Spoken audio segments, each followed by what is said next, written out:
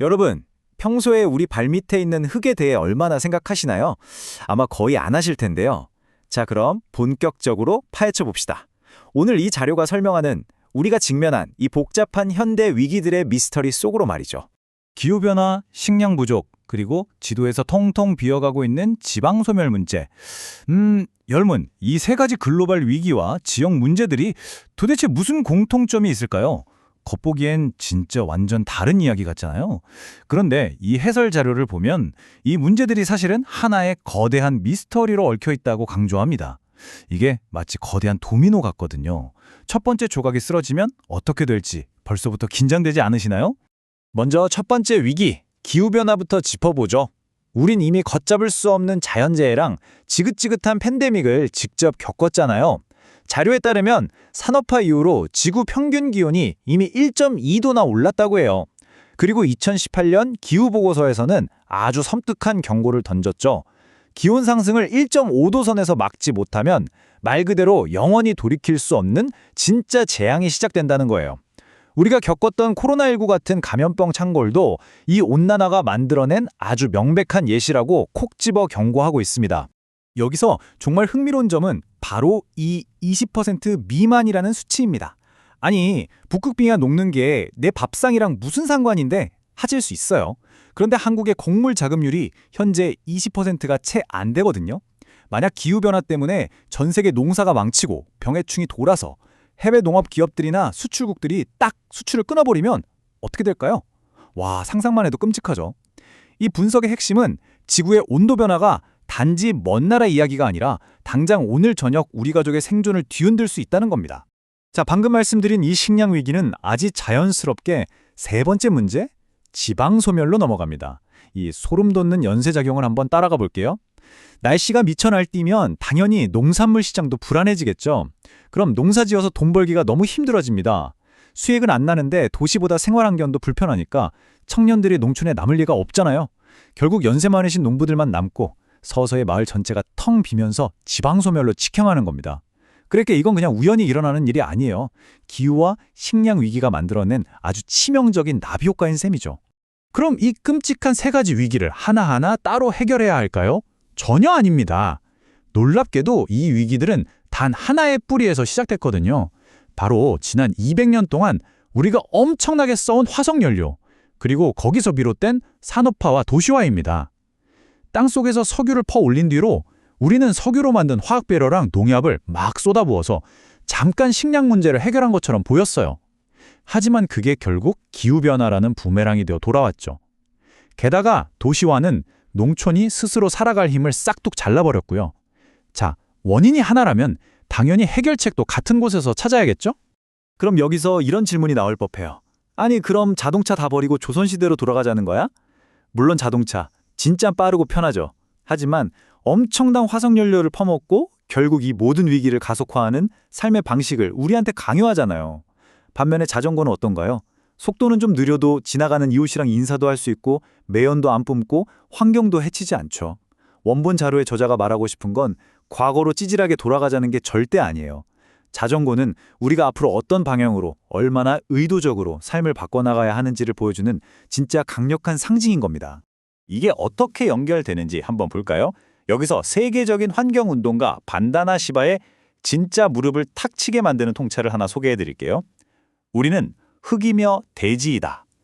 부식토를 뜻하는 휴머스와 인간을 뜻하는 휴먼의 어원이 같은 것은 결코 우연이 아니다. 와, 소름 돋지 않나요? 바로 이 대목에서 오늘의 진짜 영웅이 등판합니다. 파멸로 치닫는 줄만 알았던 이 우울한 서사 속에서 우리를 구해줄 해답이 다름 아닌 우리 발밑에 하찮은 흙이었다는 거예요.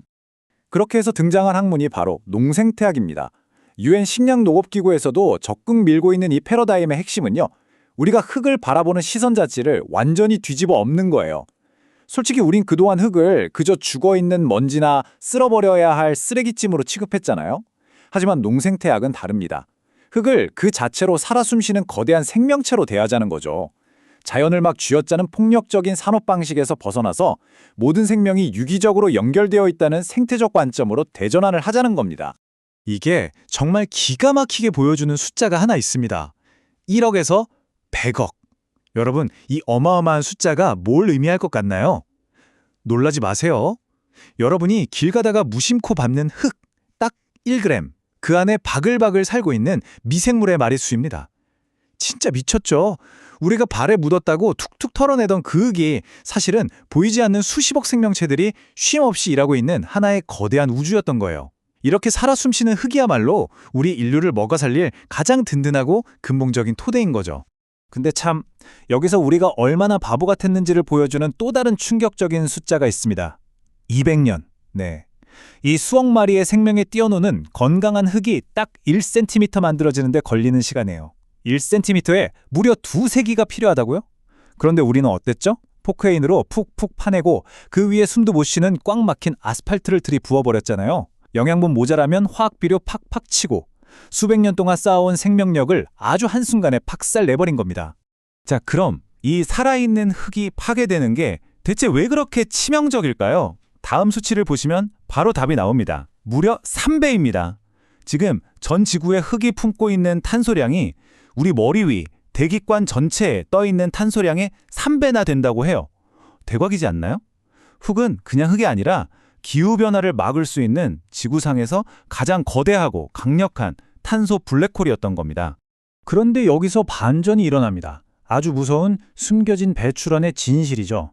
자료를 보면 지난 150년 동안 인류가 내뿜은 전체 탄소 중에 무려 40%가 자동차나 공장이 아니라 바로 우리가 파괴한 흙에서 나왔대요. 트랙터로 땅을 푹푹 파뒤집고 화학약품을 들이부으니까 흙 속에 얌전히 자고 있던 탄소들이 대기 중으로 확 날아가 버린 거죠. 근데 여러분, 이거 완전 희소식 아닌가요?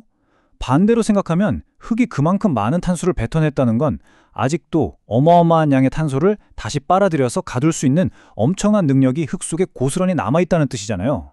그러니까 여기서 가장 중요한 핵심은 이겁니다. 이 놀라운 과학적 실천을 한번 보세요.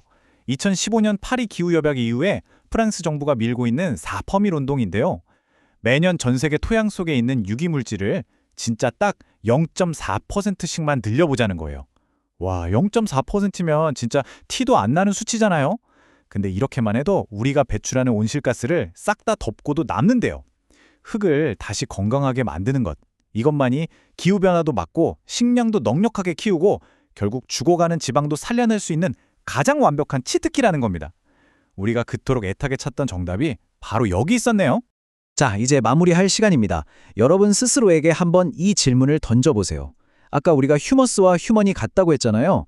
우리는 결국 흙이고 흙이 곧 우리입니다. 그렇다면 생명의 토대이자 우리 미래를 책임질 이 흙을 우리는 앞으로 어떻게 대해야 할까요? 오늘 살펴본 이 해설 자료가 던지는 메시지는 아주 명확합니다. 흙을 살리는 일이 곧 나 자신을 살리는 길이라는 것. 오늘부터는 길을 걷다 발밑에 흙이 보이면 아유 더러워하고 피하지 마시고 진짜 경이로운 생명의 우주로 다시 봐주시면 좋겠네요. 오늘 해설은 여기까지입니다. 함께 해주셔서 감사합니다.